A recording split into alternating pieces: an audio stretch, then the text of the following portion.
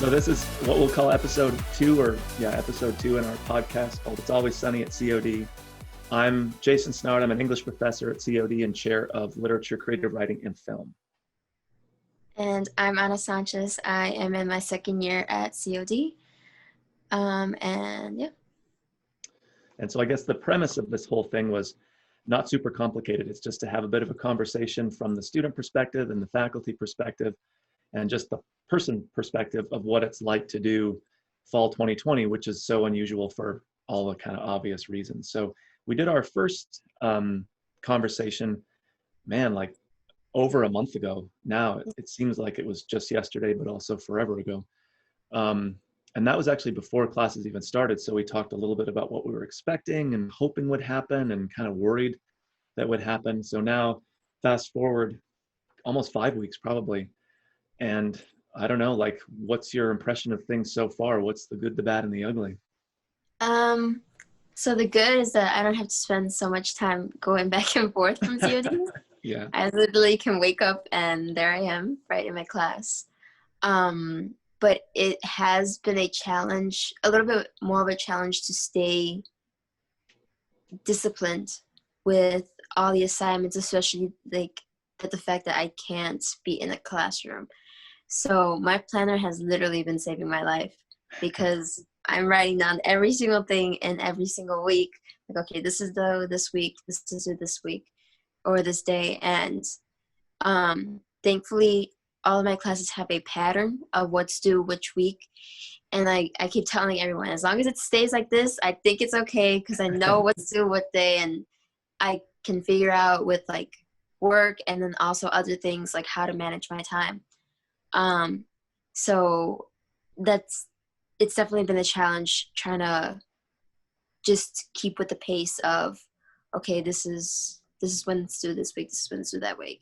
And a lot of my classes have been synchronous. So I'm only meeting once a week with 2 of my classes. And then I think my ethics class is the only class where I'm meeting twice a week. What is your mix of classes then? What are you taking, but also what is the format of those? So I have 3 VCMs and then 1 online class. But I do appreciate my online class because my teacher has made videos to it either way. And I thought that was really cool because she didn't have to do that. It's just an online class. And thankfully she did. And I'm really glad she did because it's non-Western art. And it's not my best subject to go into. But thankfully my teacher just so kindly put introduction videos and how to access stuff.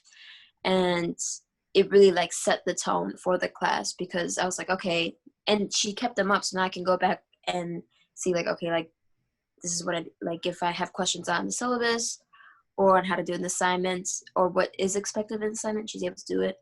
But kind of getting back to the question, that's my only online class, and then the other 3 are VCMs, and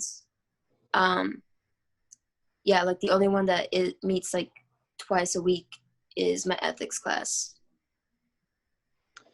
And so is your day planner, is that a physical book, like a print thing that you use? Yes. Yeah. I would not be able to keep track on online calendars. They drive me insane.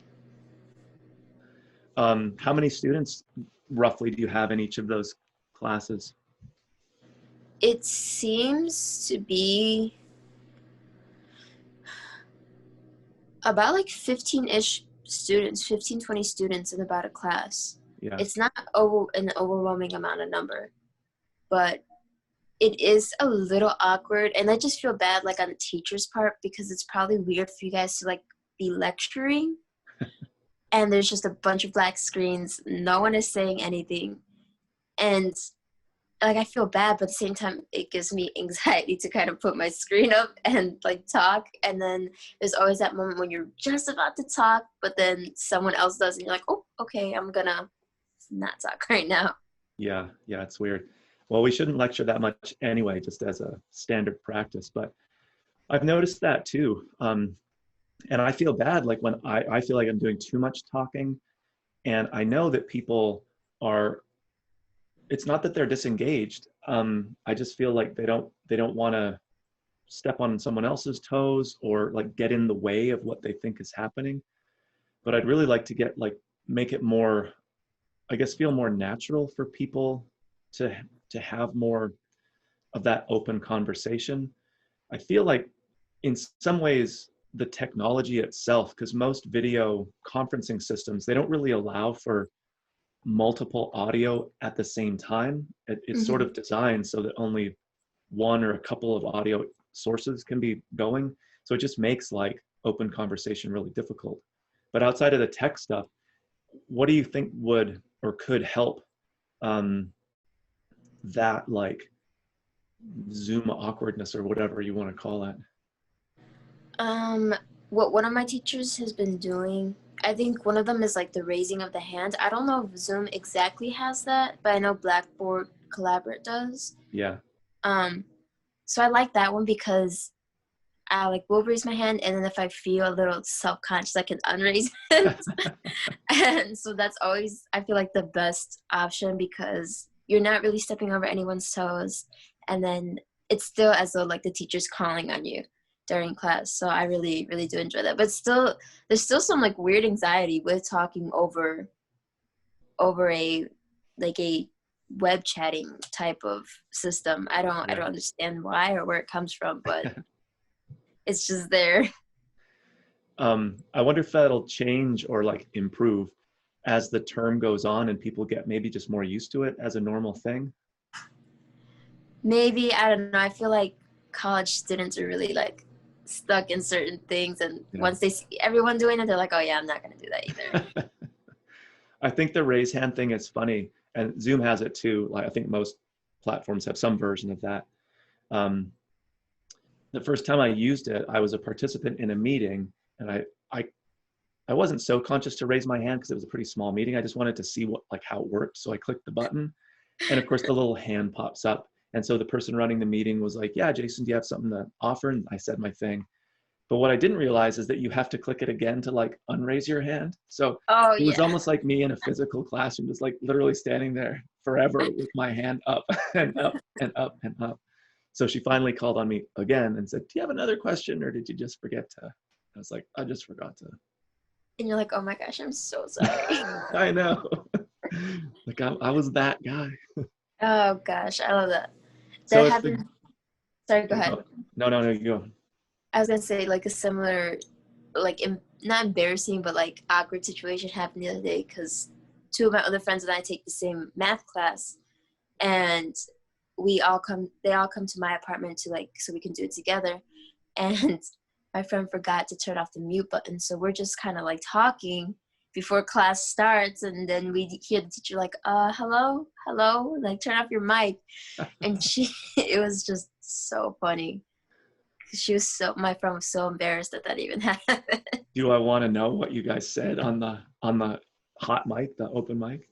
I think we were just talking about doing the practice problems for the quiz and the class, so it wasn't anything too exciting to talk about. That's funny. So if the good so far is like getting into that kind of routine and rhythm and having your day planner as your guide to everything that's going on for you, what are some of the, I don't want to get too negative, but what are some of the challenges that you're finding, or maybe things that you didn't quite expect to be happening or happening? Definitely one of the first ones were for my macro class. Like, I think just it's a little not disappointing, but kind of like, oh wow, we're only doing class once a week type of feeling. And it was just a little, it just shows that there's different ways to do school. And it just has made me really think like, oh, why are we doing this? I feel like you have to be so much more self-disciplined, and you're teaching yourself a lot more, that it's just once a week. And I have always lacked in that area of being able to teach myself. And because I need some type of like structure to be like, hey, like this is what you're learning. Otherwise I won't do it. And it's such a bad thing that I need to get out of. but it's definitely made me like, okay, I need to be on it or else I'm gonna fall behind. Yeah. And some of my classes, or my macro class, was definitely something I had to get used to, was that on Tuesdays we have an exit slip, and on Thursdays it's just the meeting. And so I kept getting confused, and one time I thought I missed my class. I'm jumping out of bed and I'm like, oh my gosh, I'm like, my heart's racing as I'm trying to flip through everything, trying to get onto my computer, and then I'm like, oh, there's just an exit slip. Just kidding. What is an exit slip? Explain this to me. I kind of see it as like a quiz, but Okay. it doesn't carry the same weight as a quiz. But it's just these weekly tests that like you do based on the chapter before. Kind of like a self-check almost, or? Almost, but they still count for like 10 points. So Okay. it is nice though that our teacher allows us to do it twice. And that's like been the beauty of, I think, everything that's been going on. I feel teachers have been really, really, really understanding of things. And that's just, I mean, normally I feel teachers are, unless you have like that one teacher, it's like, dude, no. But most of them have been really understanding, and I don't like math, so my stats teacher has been really, really good at like teaching it, and especially given the circumstances. So I think that's awesome. Yeah. It's funny because that whole VCM format, I think a lot of us, as we were designing classes, we were conscious of not having like too much video conference time. Like people would just get kind of burnt out or disengaged from it. So I think a lot of people were like cautious not to have so much of it. And what I learned, even in talking with my students, like week one, day one, practically, is that for the most part, not everybody, they really actually liked having as much like whole class meeting as we would have if it was a normal face-to-face class. Like they didn't seem too concerned about any kind of burnout or just too much time in the video chat or whatever. And most of them expressed that it was in some way connected with like just keeping on track and basic accountability. Not even that the content was easier to get or understand or learn, like doing what we're doing versus something asynchronous or some other format, but it was just like having to be at a place or, you know, in a virtual conference at a certain time on a certain day. That was like really important to a lot of them, which was kind of eye-opening for me.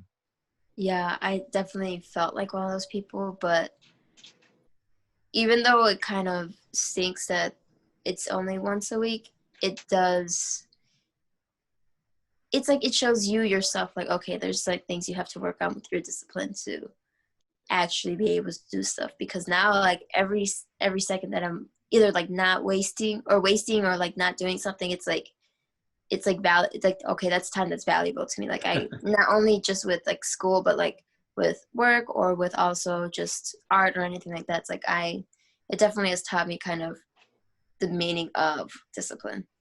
Yeah, I wonder if the crazy silver lining in some of this is that people will kind of learn or get better at being self-accountable rather than having that class to go to 3 times a week is keeping them on track. I wouldn't want to see us go like too far the other way where now it's just, oh, we'll meet once a month and then let me know if you have any trouble. I don't want to take it like to a crazy place, but there might be some level of kind of like self-accountability or self-management that people learn almost by default having to do it this way. Yeah, definitely. And oh, sorry, my phone was like going off, but I definitely think that I lost my train of thought. I don't know where I was going with this. I was going to ask you how your work's going, how your job is going. That's going great.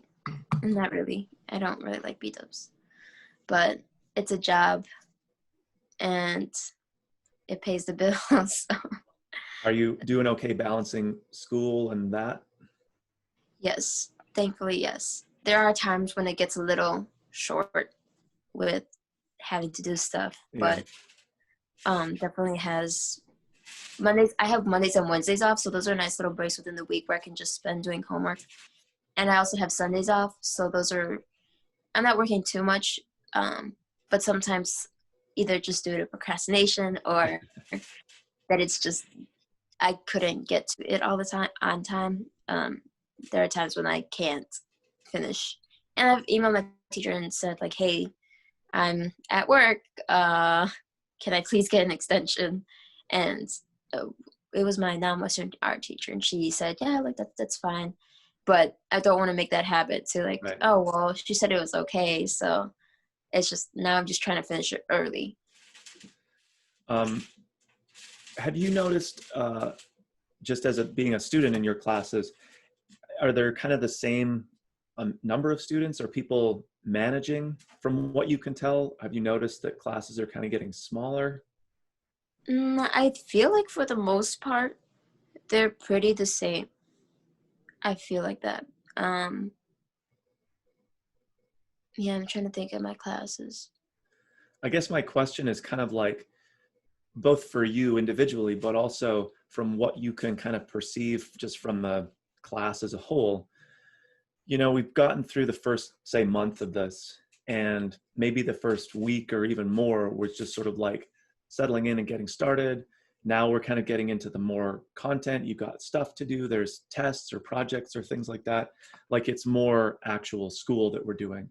I'm interested to know if you feel like it's sustainable for, another however many weeks, like 10 more weeks into basically into the winter. It definitely, I feel like this first month flew by, honestly. Yeah. And I was telling my friend literally yesterday, wow, we're already a month into school. And I don't know if it's because like I'm taking classes with other friends, and so they also kind of keep me accountable, but I feel like this is sustainable, and I feel like it will be okay for the next couple, like the end of the semester, but I'm just hoping it doesn't carry on until next year, because like I said, like I like going physically to school. Yeah. So it will be like a readjustment though to like get back into school and like having to be in class and just everything but that's like a different subject, but Yeah. It will be interesting to see. That'll be a fun problem to have, right? Having to park again. Everyone will be happy to commute and park. Maybe people will actually learn how to park during the winter. Uh-oh. Student parking lot is not fun during the winter. So it's interesting you say that having like people or friends in the class helps to keep you accountable, and you can kind of work not just together on the content, but again, kind of like the time management part of it all. How would you feel as a student if you didn't have that, like you couldn't arrange that or set it up, but I, as a faculty member, actually paired people or made little pods or whatever you want to call them of, they're not your friends necessarily, but they're sort of like your, I don't know, study pal or whatever corny term you want to use. Would that feel weird, or do you think it would actually be helpful? Or would people say it's weird, but actually believe that it's helpful? I feel like probably the last one, they think it's weird, but it'd be helpful. Yeah. The only issue that probably would arise from that is like whether they're compatible or not, and like getting along, because I don't know if it's someone that I don't like or not necessarily comfortable with, I'm not gonna want to do it with the person. I'd be like, can you get away from me? Don't want to be around you. Yeah. And then also like there's also the students that are overachievers or underachievers, not underachievers saying, but just won't put in as much work as like another student will. Yeah. And then if they're partnered up, that's going to be frustrating to another person. And they're going to be like, oh yeah, this is an easy class. It's like, yeah, no wonder you're getting all the answers. Okay. Yeah. I see the problem with that. Yeah. No, I get it. And that's why sometimes in class, you always try to, like, I always try to make a friend in class during the semester, just so at least I have one person that I know I can talk to and also go through pain with me if it's like a rough class. But partnering up people, I think, would be a little hard. Yeah. A little hit or miss, with more likely on the miss side of things. Yeah. Well, that's pretty good then. It sounds like you found some things that are like working. I was going to ask you before we wrap it up, for the class that the professor is doing the videos, are they like screenshot videos? Are they her face videos? They're her face and like also screenshots, and that's also the beauty of like all of this right now too, because a lot of my teachers have been like screen recording the lecture and then they'll post it in the class. And so I missed my like macro class, and I was just able to go back in and just rewatch it.